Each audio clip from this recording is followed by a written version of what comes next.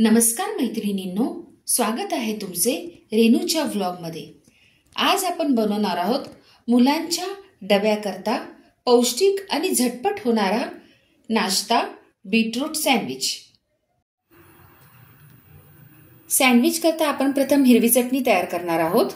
त्याकरता मी 1 गड्डी पुदिना निवडून धुवून घेतलाय, थोडीशी कोथिंबीर घेतली आहे, 2 चमचे दही, 5 ते 6 हिरवी मिरची, अर्धा कांदा, फुटाण्याची डाळ, मीठ आणि थोडासा आलं आणि लसूण। आता आपण हे सर्व मिश्रण मिक्सर मधून बारीक करून घेणार आहोत।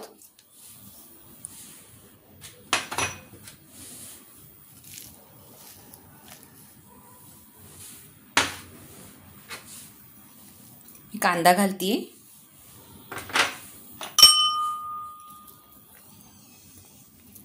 5 ते 6 लसूण पाकळ्या, 2 तुकडे आल्याचे, डाळ आपण जी ही फुटाण्याची डाळ घेतो त्याने दाटसरपणा येतो चटणीला।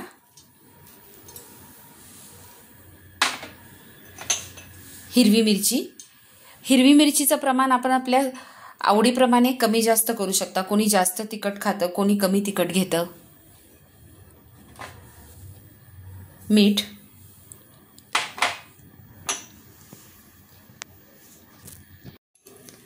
दही,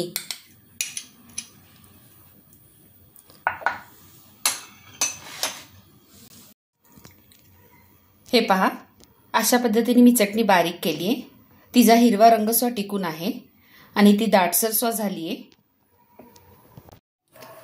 आपण बीटरूट सँडविच बनवतोय, त्याकरता महत्त्वाचा इन्ग्रेडियंट म्हणजे बीट। मी 1 बीट कुकरमध्ये 1 शिट्टी करून घेतलंय शिजवून, त्याच्या साली काढून पातळ काप करून घेतलेत त्याचे। कांदा चिरून घेतलाय गोल पातळ, tomato sauce, butter, chaat masala, काळी मिरी पावडर आणि आपण केलेली हिरवी चटणी आणि 4 ब्रेड स्लाइस।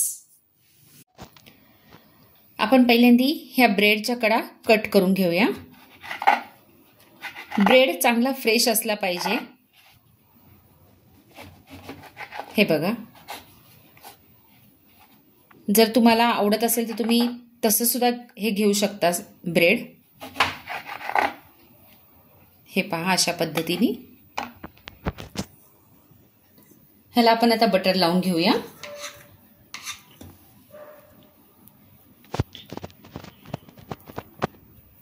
मुलांच्या टिफिन करता पौष्टिक रेसिपी आहे ही। मुलं बीटरूट खात नसतील तर हेल्दी जंक फूड म्हणावं आपण ह्याला।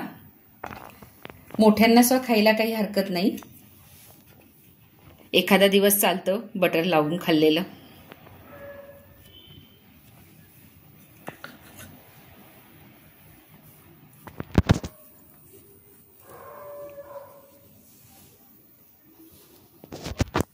आता एका स्लाइसला मी हिरवी चटणी लावून घेते, हे अशा पद्धतीने।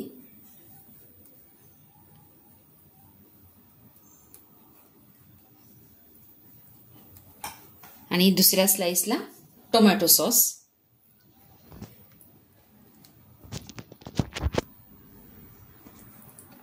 असं सगळ्या बाजूंनी आपल्याला लावून घ्यायचंय।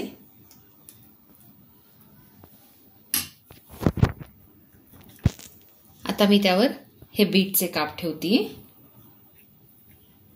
हे अशा पद्धतीने।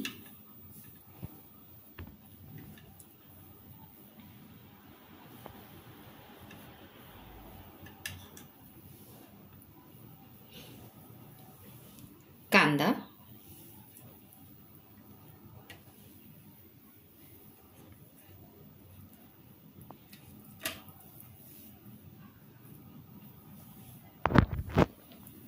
त्यावर आपण थोडा चाट मसाला घालणार आहोत,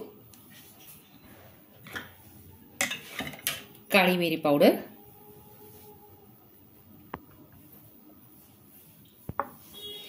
आता ह्याला बंद करूया। आता ह्याला थोडंसं हाताने असं प्रेस करायचं, ह्या अशा पद्धतीने। तुम्ही असं मधून सुद्धा कट करू शकता, हे बघा असं, हे बघा आपलं सँडविच हे रेडी आहे. असे मी अजून एक बनवून घेते. हे पहा, आपले सँडविच रेडी झालेत. आता आपण त्याला एका प्लेटमध्ये सर्व करूया. मी अशा पद्धतीने सर्व करते. तुम्हाला माझी आजची रेसिपी कशी वाटली हे मला कमेंट करून जरूर कळवा.